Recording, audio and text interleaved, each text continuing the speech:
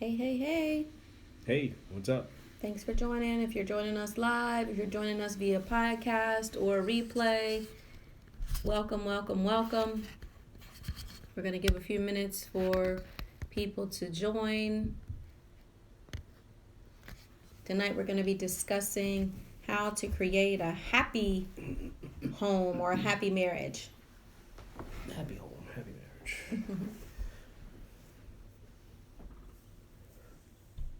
What do you make it so you can do it the other way?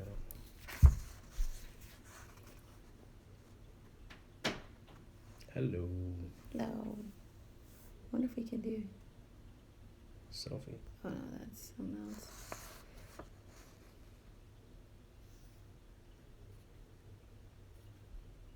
I want doggy ears.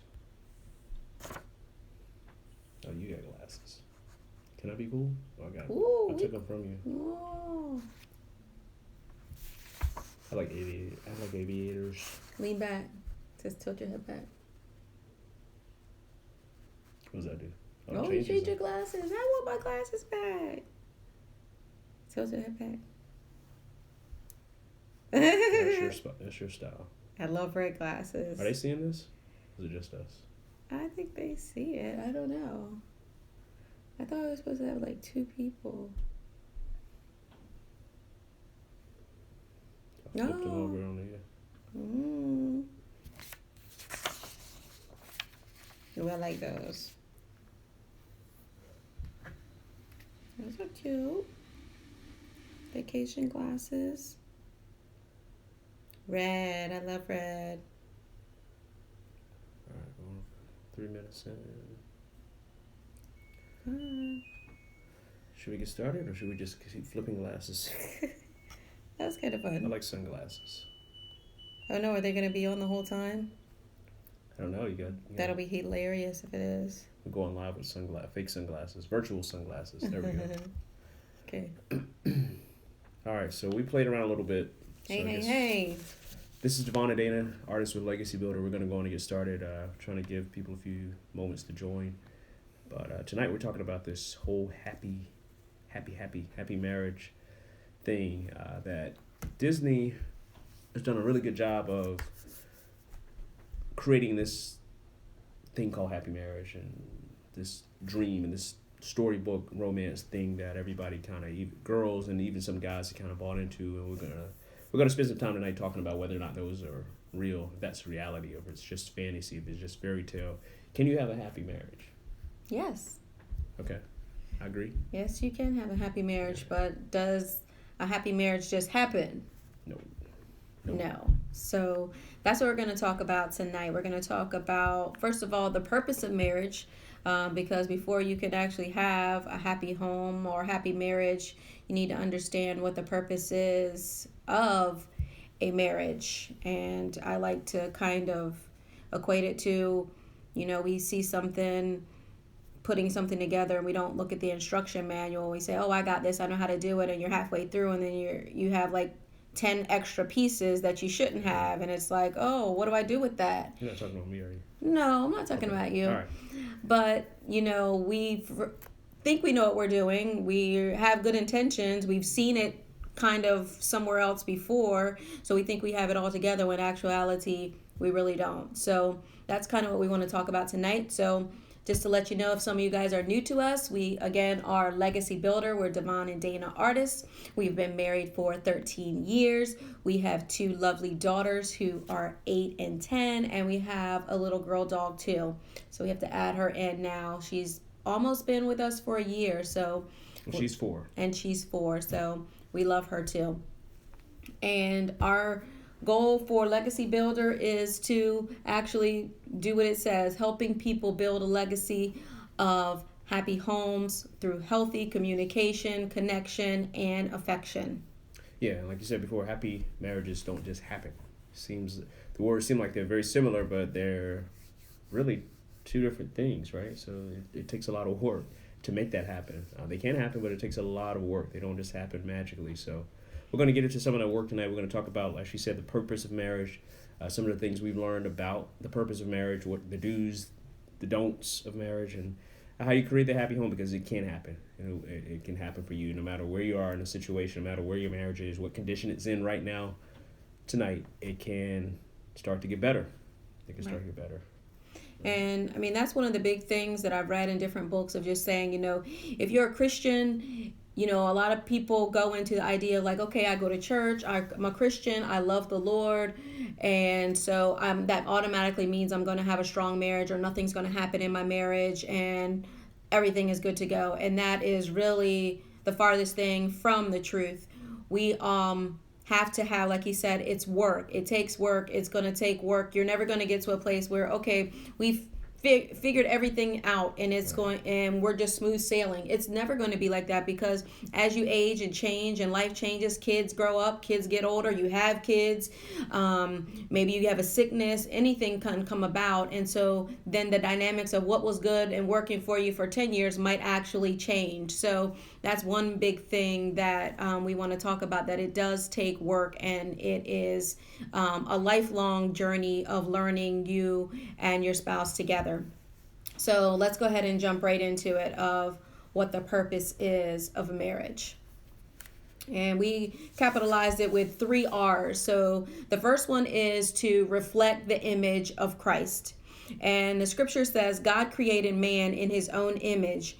In the image of God, he created him, male and female, he created them. And that's out of Genesis chapter 1, verses 26 and 27. So basically, God created us in his image. So if someone looking in a mirror, you see a reflection back on your attributes, your hair color, your eye color, ears, nose, etc. So the same thing. God created us in his image, in his likeness, his attributes, his characteristics on the inside of us. And we should be mirroring that in our marriages, and thus mirroring that to the world, of showing them the love of Christ and different attributes of Christ through our marriage. So let's talk about a few examples of what this looks like. Because some people are like, okay, well, what does that mean? What does that look like in my marriage? So some of the attributes of God are love. God is love. We know that. We refer that all our lives, that God is love. And one of the best ways that you can personify love, that you can show love, is through the institution of marriage. It's the only way to do it. Without love, you can't make it. And so it's a great opportunity to show forth love. The Bible in John 4:8 says that anyone who does not love does not know God, because God is love. So if you can't love, you don't know God. And so an indicator that you know God is that you're able to give love, and that you're able to personify that love. And we understand that love is not a feeling. Mm-hmm. We confuse that sometimes with a feeling. It's actually an action, as it speaks to it in the scripture. If you're going to love somebody, that's an action. We talk about falling in love like it's a thing, like it's like it's a hole that you fall into. You walk along, hey, I just fell in love. Boom, the bottom floor fell out and I fell in love, or whatever. Like it's a thing, it's a feeling, but it's not. It's an action. It's doing. It's constantly laying down your life for someone else. That's what marriage is. And there's a scripture for that. I mean, John 3:16. God loved the world, so he gave. So he did something. He gave his only begotten Son, and so that's what we have to do. Exactly what he said. We have to give. We have to lay our lives down. Everything that God did, and Jesus Christ, when he came on earth to show us and be the example, he gave something up, and he served. He didn't have people serving him, but he actually served others. Yeah, serve, and that's what love does. And someone asked me one time, I think I posted about it. It says, "What's the definition of marriage?" I mean, there are a lot of different definitions floating out there, but it really is laying down your life and serving another person, and choosing to do that on a daily basis. And we'll talk a little more about that later. But that's what it all boils down to. It's not the fairy tale storybook that everything just ends perfectly, all's well, ends well, and you ride off into the sunset and you never have an issue, never have a problem. No. Life is tough, life is difficult, but through it all, you have a person that's by your side that you're called to love unconditionally, no matter what. And that's the hardest part, but it's also the most beautiful part.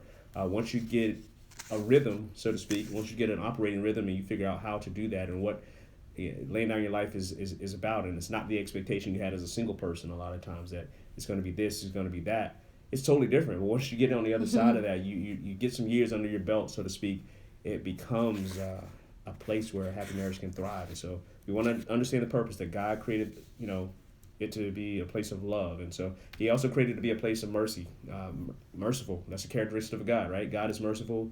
We're still here breathing because he was merciful to us, right? He's rich in mercy. Rich in mercy. The Bible says he has a lot of mercy towards us, and that's what we're called to have in marriage, right? Yeah. And so, I mean, basically the scripture in Ephesians 2:4-5 says, "But God, being rich in mercy, because of the great love which he loved us, even when we were dead in our trespasses, he made us alive together in Christ." So with that, it reminds me of being merciful in a marriage is that sometimes that we have to be rich in that. We have to have a daily decision to do something for someone even when they may not deserve it. And so sometimes, if your husband has offended you or done something, that means that you still continue to give them and show them, whether it's, okay, making a meal, or like, okay, I'm mad at him, I'm not going to cook dinner tonight. Okay, that's not really being merciful, even though they may have done something wrong, because as mercy is not giving us what we really deserve.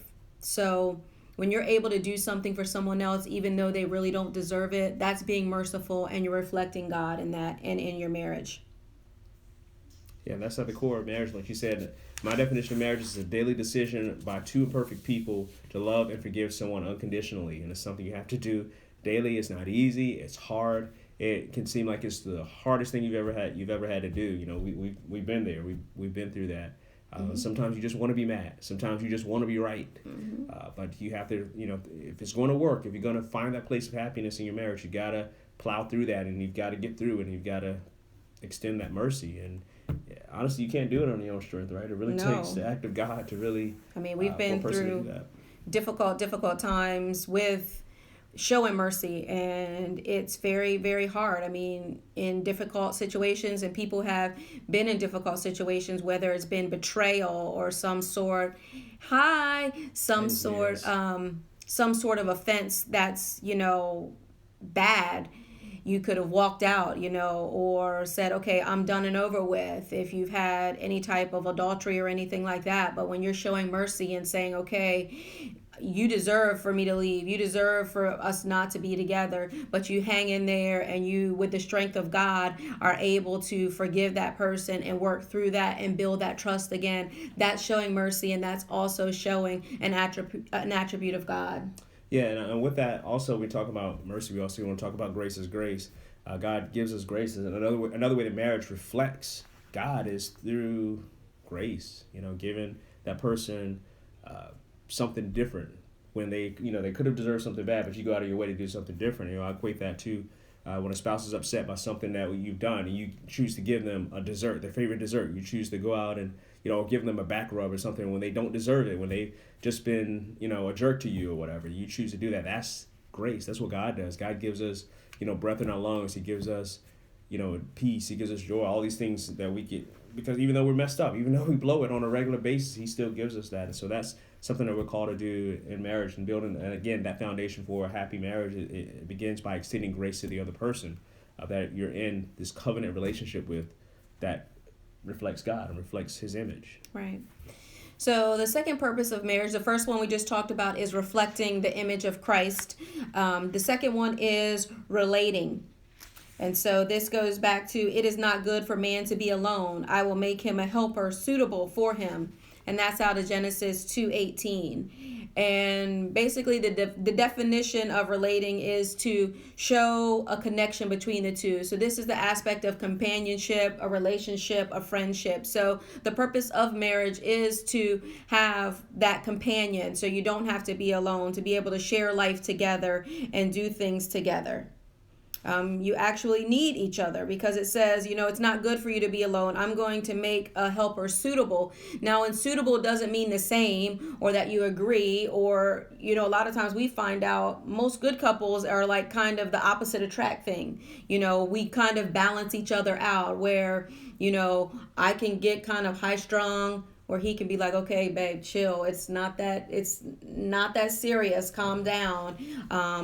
Or, just different things where some people are spenders and some people are savers. So you have that balance. You're suitable for one another. And it's really amazing when over the years you see the way that God has orchestrated you and your spouse to be together, and it's just beautiful to see. Wow, this person really helps me be better, or amplifies or compliments me and makes me look better than I would by myself. And so that's an awesome thing about marriage. Yeah, because I wouldn't want to be married to me at all. I mean, I know me. I've been with me for 41 years now, and I wouldn't want to be married to me. I like me, I love me, but I wouldn't want to be married to me. It would be pretty boring. It'd be pretty uneventful. I look forward to coming home and rushing home to this person that's different than me, that looks different. She smells a little bit better than me. She's cuter than me, and so that's cool. I like that. I don't want to be with me forever.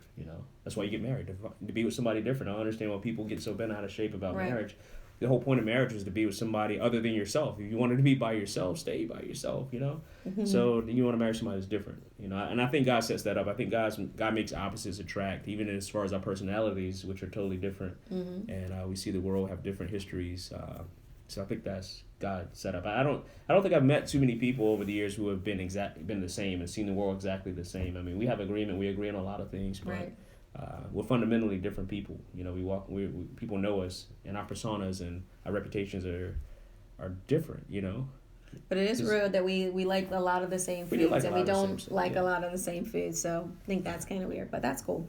So the third thing that we have, our third R for the purpose of marriage, is to reproduce. I know you like this one. We'll talk about that one. The kids are upstairs.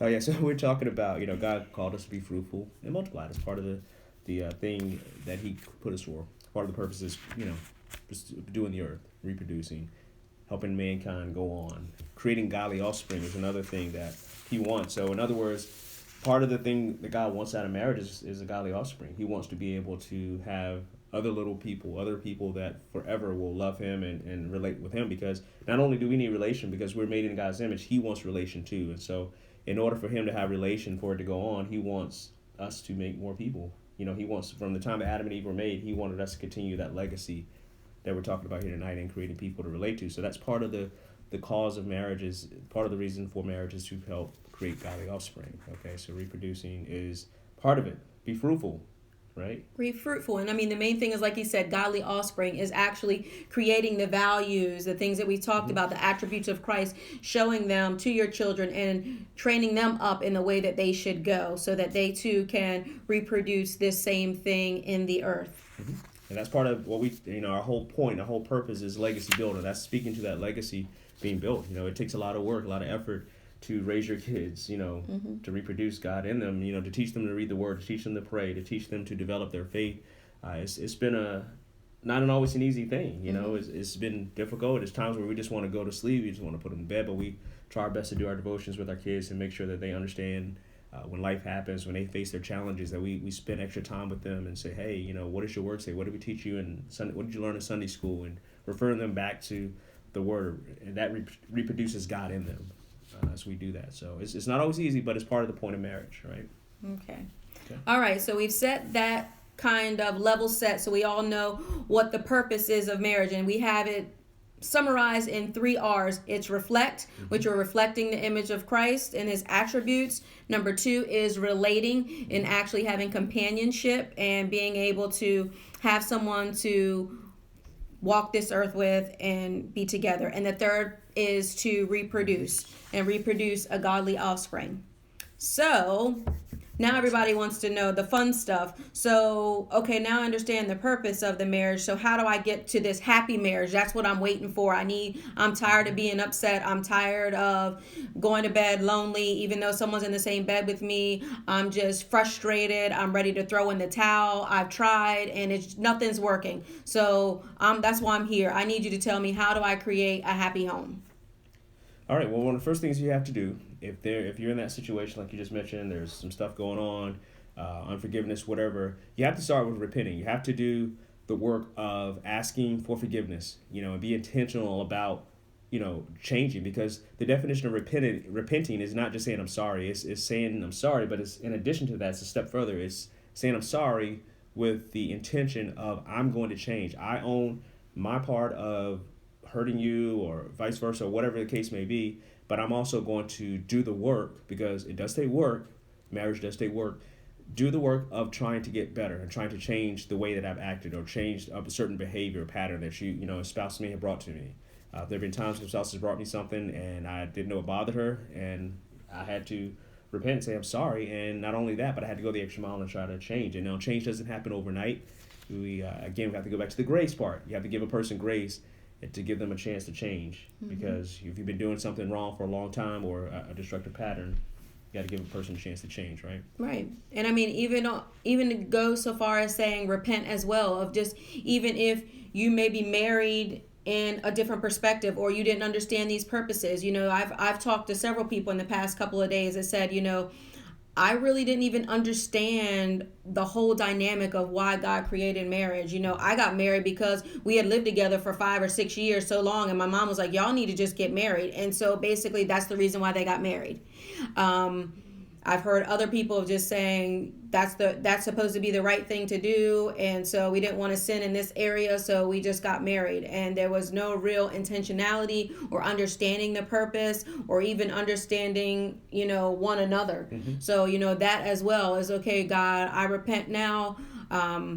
I came into this marriage with a false understanding. You may have thought, okay, I'm doing this to make me happy. We're coming together just to get these bills paid. Okay, we had a child out of wedlock, so let's just get married. There's a lot of reasons that people get married and not really understanding the reason why God brought you guys together, or the institution of marriage, what God has designed it for. So you may want to repent for that. Okay, Lord, I've gone about this. I started off on the wrong foot, but I want to understand the purpose of marriage. And once I understand that purpose, just like we said on building something, we thought we knew how to build, and we started off, it seemed pretty good, and now we're halfway through and it's not working out the way that we should. So okay, let's repent and start over. God, I need your idea. I want to get your understanding and help me to be better in that as well.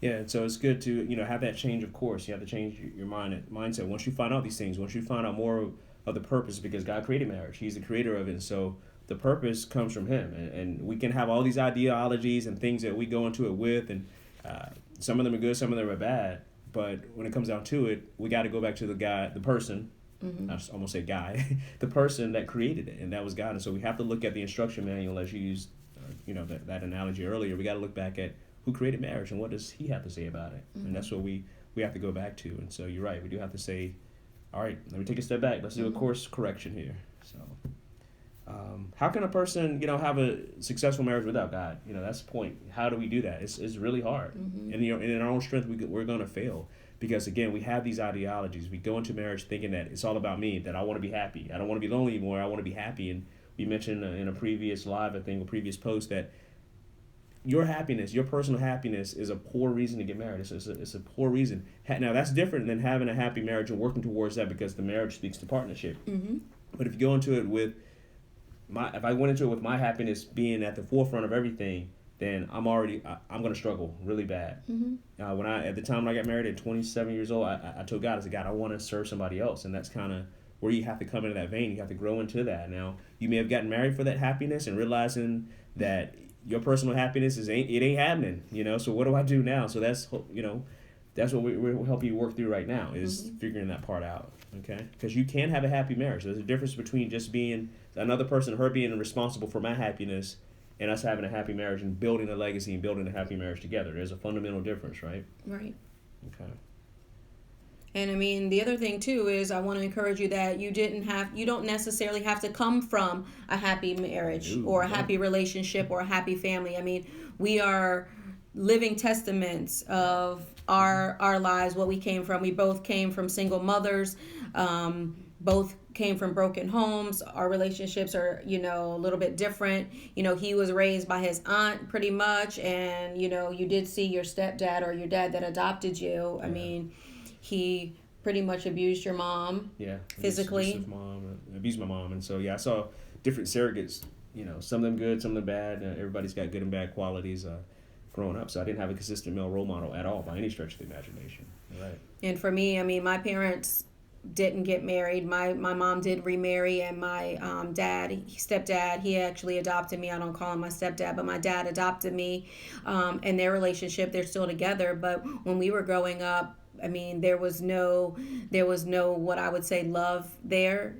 as far as kissing or holding hands or just being affectionate. It was more so yelling, slamming doors, arguing, just a lot of just anger and tension all throughout me growing up. So I never had an example of what a godly, loving, healthy relationship looked like either. So, we're not telling you this from experience. We're telling you this from, okay, we had to get in and dig deep and say, okay, we want something different because that was not, our idea of what happiness was.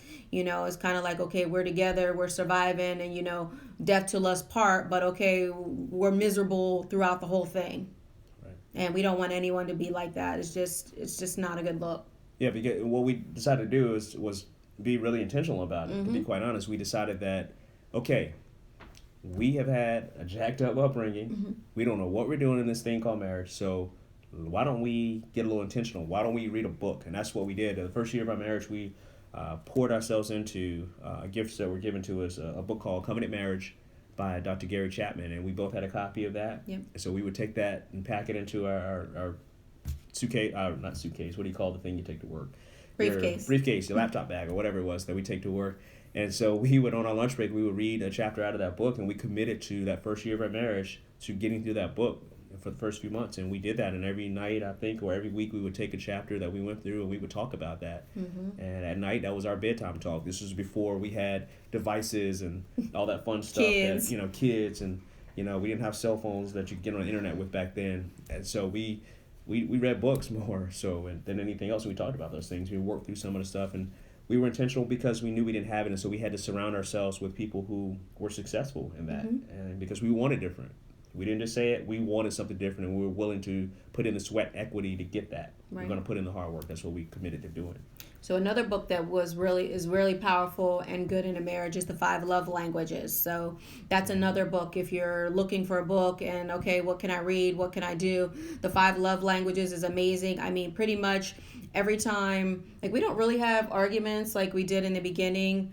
But, I mean, when we would look back and reflect on it, that basically almost every issue or problem actually the root was an issue with the 5 love languages. Somebody's love tank was empty. Somebody wasn't feeling the love in the relationship for whatever reason. And so that book is just a phenomenal book for you to actually start pinpointing and understanding how you communicate love properly to your spouse, because we are way different in that whole aspect and dynamic. So reading books is good. I know we also did marriage conferences. We got married in June, and our church every year, Valentine's Day, they did a marriage retreat conference thing. So we went to that, with only a few months in. We went to that. February the following year. We also did the Focus on the Family Weekend to Remember. We did that, and we actually invited other couples to do that. So we really wanted to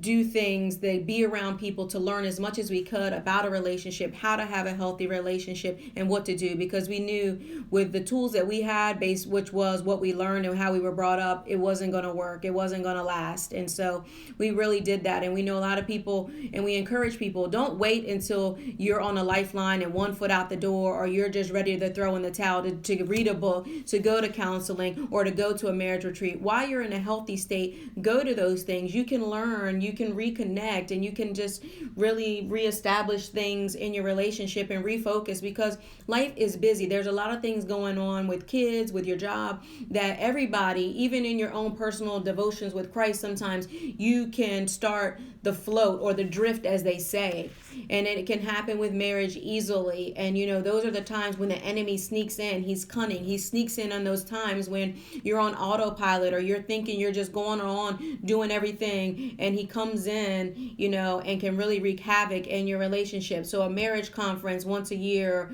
or a getaway, is something that will do tremendous good for your relationship. Yeah. I mean, having that face-to-face time with people who have a successful marriage, and you'll know really quickly whether people have a good marriage or not. You can sense it. You can walk into their house. You can walk into the room.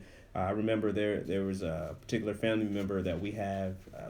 She passed away now, but they had a really good relationship, and we early on in our marriage, we were like, man, I notice a difference. I feel different when I spend time with them. We need to be really intentional about spending more time with this couple because some of the turmoil and the things we faced when we were around other people in our family who didn't have as good a strong a marriage as we would have wanted for ourselves, we felt grieved. We felt bad. We felt like just dirty on the inside or the outside. And we even realized that some of the baggage, some of the stuff that those family members that were really struggling began to easily seep into our marriage, and we began to see behaviors even within ourselves that were like, wait, this ain't right. This is a direct result of us spending the weekend with such and such or doing whatever. And so we had to really be honest with that. I mean, it almost seems like a no-brainer that who you hang out with, you actually become like. But we forget that sometimes because we don't want to hurt anybody's feelings. We want to be Christian. We want to be this and that. But understand the difference. Christianity doesn't mean you have to put up with everybody's stuff. Mm-hmm. That was a hard lesson we had to learn. As me for in particular, I didn't know how to set up boundaries. I didn't know how to cut people off, not cut them off in a mean spirited kind of way, but sometimes for the sake of my home, my marriage that God is holding me accountable for, I had to set some clear, defined boundaries and say, hey, you know what? I'm not going to be able to spend a weekend with you anymore. Well, why not? Because sometimes you have to have a very candid conversation, and so. We had to spend time at homes that had peace, especially when we start bringing kids into the situation, when we start having kids.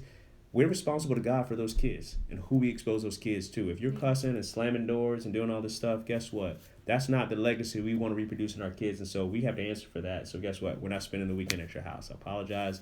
Not trying to put you, on blast. You feel free to do what you want to do, but we got to do what we have to do before God, and so that's one of the decisions we had to make. And so we spent little to no time with unhappily married people is right. A good rule of thumb if you're trying to have a happy marriage, because unhappily married people are going to take away from your ability to have a happy marriage. They're just going to detract from it.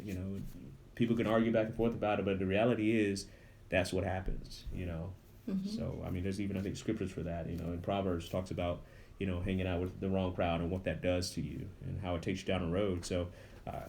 Stay away from unhappily married people, but spend as much time as you can face-to-face time with happily married people. Mm-hmm. Seek them out. They may be at your church, whether it's your pastor and his wife, or you mentioned going to marriage conferences, or just going to dinner with a couple that you think is that you realize or see is happy. They have some level of success, and don't let it just be peers, people that are your age, because guess what? They're still learning some of the stuff you're learning. They're in the same boat you're in.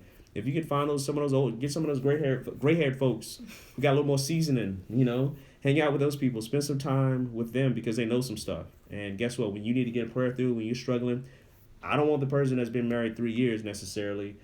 They may have some advice, but I want that person that's been married and it's been battle tested and battle ready, that's been, 20-something years in the game and happy, right? Yeah. What? A 3-year-old, 3 people. Okay. There's been people. Yeah, I can't say put on a number because we've had people that have been married 20 years, 15, 20 years, would come to us and we only been married 2 or 3 years asking us for advice and wanting to give them counsel. So I don't necessarily agree with that, but I understand what you're saying as far as someone that has walked that road. And I think the other thing of just being around people that are happily married or have some length, like you said, is that they can help you in those difficult times to say, okay, yeah, that's normal. We made it through it. We've been through that, and not thinking like, oh my goodness, this is it. This is the end of my marriage or my relationship. Where as someone that's been through it, be like, okay, no, we've been down that road before, and it does look that way now, but you will get through it. It's not going to be easy. It may be difficult, but you can get through it. So, having that encouragement or just having someone else saying, yeah, been there, done that, got the t-shirt, and I'm still standing. So that gives you a little bit of more encouragement to keep pressing on through whatever situation or difficulty that you're going through. Yeah, definitely true. Because you have those moments. You'll go through a situation, you're like, oh my gosh, this is the end of the world. My wife's crazy. I didn't know a married person that was this crazy, or vice versa. You may say that about me, but it come to find out it's just a fundamental difference between how a man sees the world, what a man does. And let's be honest, all right? Men tend to be a little more objective, right? Women tend to be kind of in their emotions quite often, right? She won't agree. I better shut up. I'm gonna get in trouble. But there are fundamental differences with the way we're wired and the way we see the world and the way that men relate and women relate. I'm a guy. I could go for months without hanging out with the guys or whatever, doing something with fellas or talking on the phone or whatever. I may just send a text. What's up, bro? I'm good. Yep. But you ladies have to relate. So there's a difference, right?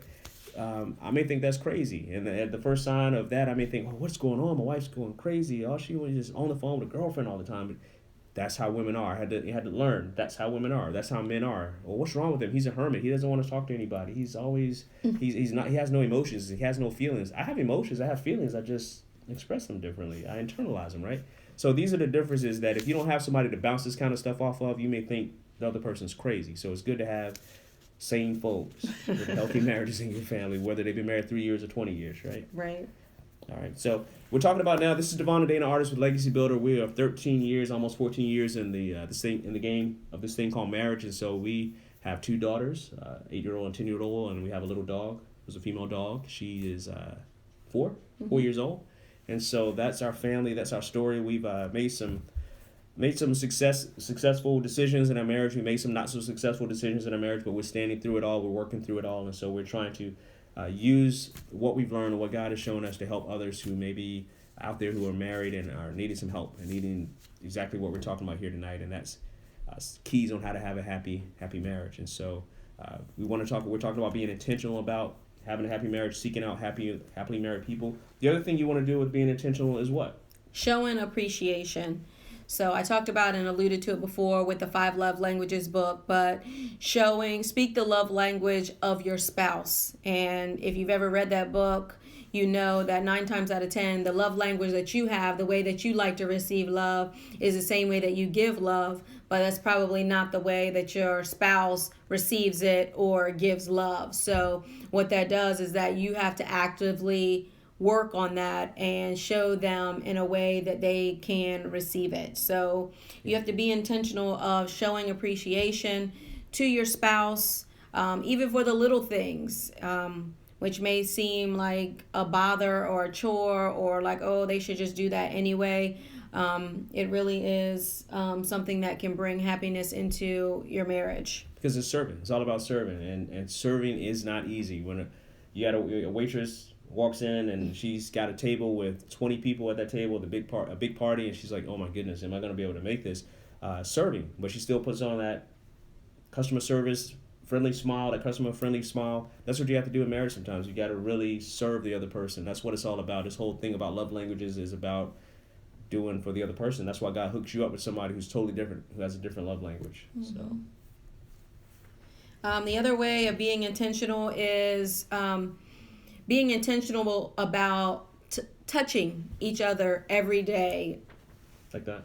Touching? In a non-sexual way, whether it's a hug, whether it's a kiss on the cheek, but really having that contact with your spouse is good. I mean, I've heard people, they don't barely even speak when they come in, into the house, and, whatever they're talking about is just everyday things, but they never really say anything nice. They never give a hug, a kiss, I'll see you later, anything like that. So you have to be really intentional of doing that, because again, if you're running to this football practice and that cheerleading practice, I mean, you're like ships passing through the night. It's very easy to not do it. So you have to be intentional. Yeah, and sometimes you just need that little pat on the back. Sometimes, I can speak for me, that says, hey, I'm with you. I got you. If I'm having a stressful time at work or something's going on, just to have my wife just there saying, hey, I got you, baby. You can do this. I believe in you. And sometimes you can communicate that through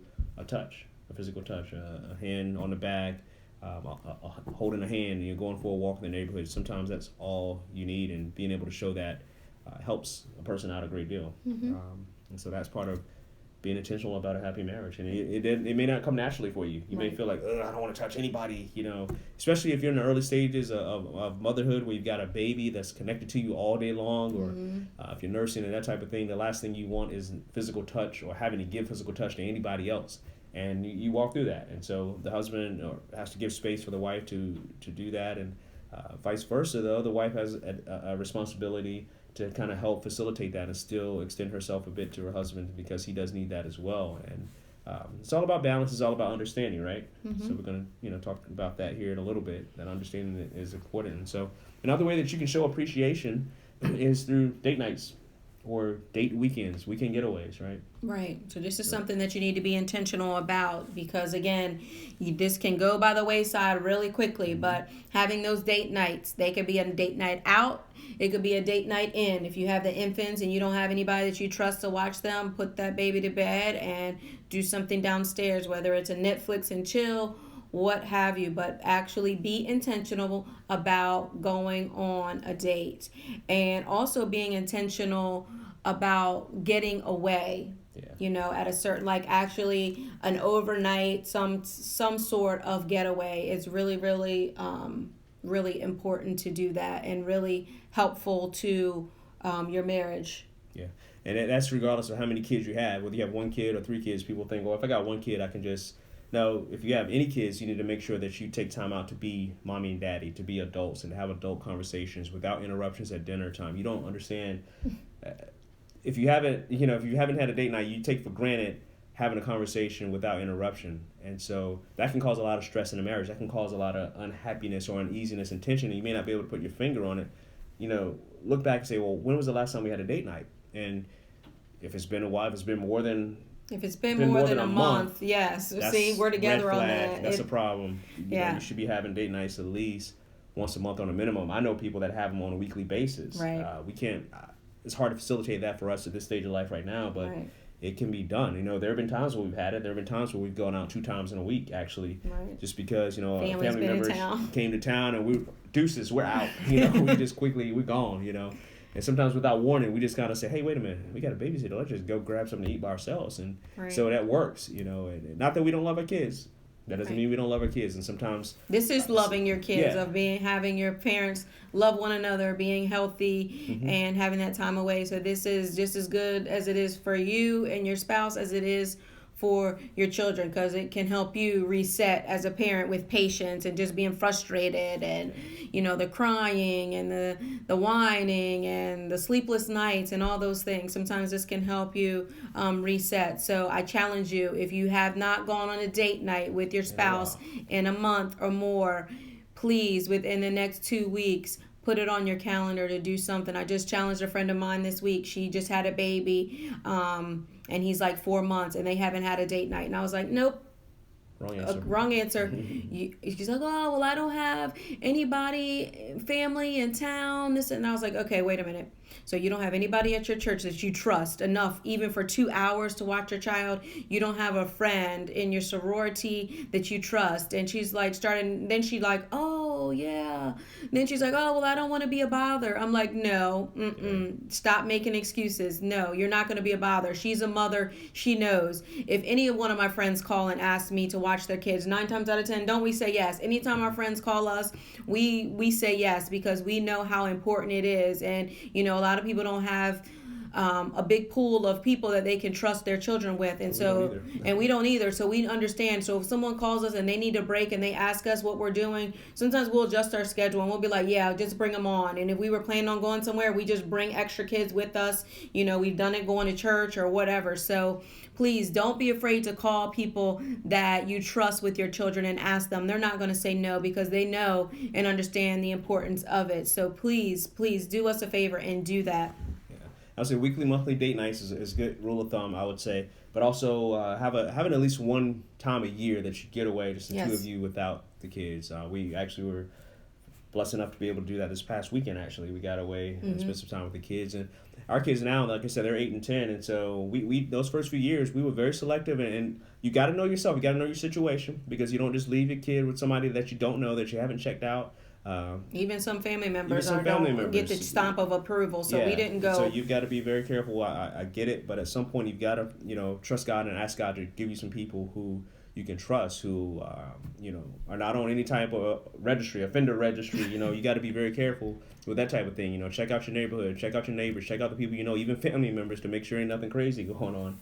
That's all a part of the finding those happy couples. If you start establishing those relationships with those happy couples and being intentional, then you can have, like, we have a couple, we trade. They have kids, we trade back and forth. You go on your date night, we'll go on our date night, so we don't have to pay for a sitter. We know that our kids are safe, and that works too. So that's, another good reason to find those happily married couples to be in your circle. Yeah, so yearly getaway without the kids. So that's one of the things we want to say. So yes, a yearly getaway without the kids, and we're saying even if it's overnight, 24 hours, 48 hours, or now that our kids are older, we have gone almost a week on like birthday getaways. And because they're older now, they actually look forward to us getting away. They look forward just as much as we do. They look forward to getting away from us because they get to spend time with family members. They may let them eat.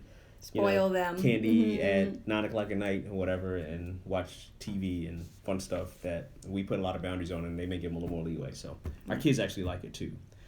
So what are the other things you want to do? And if you're going to have a happy marriage, to begin this process in 2018 of having a happy marriage as part of your goals is to work on communication. Yes. All right, that seems overwhelming. It seems like it's a lot, but we're going to break it down for you and give you a little bit of bite-sized pieces, all right? So first thing you need to do is talk to each other about life on a daily basis. Make sure you check in with your spouse.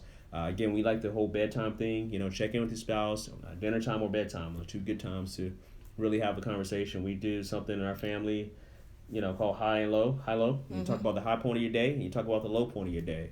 You say, hey, baby, what was the high point of your day? And she tells me, and vice versa, and we just go around the table and do that. So that's a good way to stay checked in. And that's with the kids too. That's not something him and I do on a one-on-one basis. That's actually family time where we actually eat dinner together, sit down at the table, and then we talk about what went well, what could have gone better, that type of thing. So, but communication is really key. Even with him, sometimes when he gets home from work, I tell the girls, we've kind of trained them now that, okay, we don't rush to daddy and ask daddy for a million things because you haven't seen him all day. We need to give him the time to like relax, to decompress, and then like if something major has happened at work, like him and I will talk. And those have been times where our kids will try to interrupt us. Oh, mommy, and I'm like, no, mommy and daddy are talking right now. You need to give us a few minutes. So that too is an awesome way to teach your children about boundaries and respect. And that's also showing them that we have a relationship and that we are a priority, because the children will try to interrupt. They will try to, just come in. Because kids are just they get what they want. Right. Kids are selfish by nature. And so understanding and respecting boundaries, and that helps with them understanding that marriage is a priority, that is a relationship. It's important that mommy and daddy have to have this time and have to build a relationship. So it teaches them the value of respecting relationships, and so it's a good thing as well to have them kind of back up. Don't just let kids just come over and set boundaries. Setting proper boundaries is good. So we have to be honest, talk about each other. But one of the other things in this realm of communication you have to do is have the difficult conversations. There'll be times where the hurts and disappointments you have to talk about in your marriage, they're going to come up because you are intimately acquainted with the person 24/7, and so we have to talk about these things. We encourage people to make sure you do it. It's not always easy, but find a space to have difficult conversations. Rule of thumb is don't have the conversation during bedtime. If you're going to have a difficult conversation when you're at bedtime, is when at the end of the day you're tired, you're exhausted. Hello, Live in Peace Ministries, thank you for joining us. So just make sure that you have those conversations at a time that's good, like earlier on in the day, or if you got to shelf it for a week, for later on in the week, like on a weekend or something. Let's say, hey, can we have a heart-to-heart on Saturday afternoon or something, a time when you're not tired? Because guess what? When you're tired, you're worn out, and you try to have a difficult conversation about a hurt or disappointment, guess what? Nothing's good is most likely going to come out of that conversation. Nothing productive. There's not going to be any understanding. It's just going to be an onslaught of emotions going back and forth, round and round. And so we encourage people to not have those conversations late at night, because the other thing that happens is if you don't resolve it and you have a bunch of back and forth, guess what? You're going to go to bed angry. As the Bible says, we shouldn't go to bed angry. So that's the no-no. But why? Guess what? When you wake up the next day, that same thing is going to be on your mind, on your heart. And now you've taken something, you've now carried it over to 2 days, 2 or 3 days or whatever. So now there's a silent treatment. There's all this other stuff because you were just tired. Both of you were just tired, didn't feel like dealing with it. Whatever the problem was, being tired does not help it. So we encourage people to make sure you have those difficult conversations earlier on during the day or during a convenient time, because that's going to help you have a happier, healthier marriage if you do that. Right. You both are on an even keel emotionally, right? Yep. And the other thing I would encourage you, if it's something that is major, or an ongoing issue or problem, don't be afraid to seek out counseling. I mean, I can't stress that to you all enough. We've gone to marital counseling ourselves on several different occasions because we've gone through some very difficult things. And so sometimes you may need a mediator. You may need that objective person to hear both sides and help you understand the other person, and not be as defensive, or be open and honest. So I know that some people shy away from going to counseling. There's a bad stigma to go in counseling, but I'm of the opinion that if you're married for any length of time and if you have never gone to marriage counseling, then I see that as a problem. Yeah. I mean, because there are, like we've said before in the beginning, you're two people that have come together. You have different situations and different things in life, and that sometimes you just need that person to help you see things in a different perspective. It's not saying that either one of you are a bad person. It's saying, okay, we need help. Right. A counselor is saying, okay, we need help. We need to get through this. We want to get on the other side of this. We don't want to keep spinning our wheels. I mean, I know people, they've been in a relationship and a marriage, and you keep talking about the same thing over and over and over and over and over again. Every argument and conversation all stems back, or it leads back to one certain thing. Then you need to go and get help and talk about it and find out how you guys can get through it. What's not connecting? What is being missed that you need help in getting it? So don't see anyone that tells me they are going to counseling. I'm happy. I'm like so proud of them, and I'm on their cheer squad. I mean, I've heard people, oh, we've never had an argument. I'm like, you've been married and you've never had an argument? Okay. Yeah. Yeah, so I mean, you're spot on. I mean, making sure that you got on her soapbox. You're real fired up about that. One of the scriptures that comes to mind when we're talking about all this is in Proverbs, where it talks about in a multitude of counselors there's safety. So that right there tells you that in order to be successful, that speaks to mentorship. That speaks to some of the things we talked about earlier, seeking out married people that are happy. You have to have someone in your corner that is a good counselor. In a multitude of counselors, there's safety. You increase your odds greatly that you're going to be successful in whatever you do, not just marriage. We're talking about it in job. I mean, you think about it from this standpoint.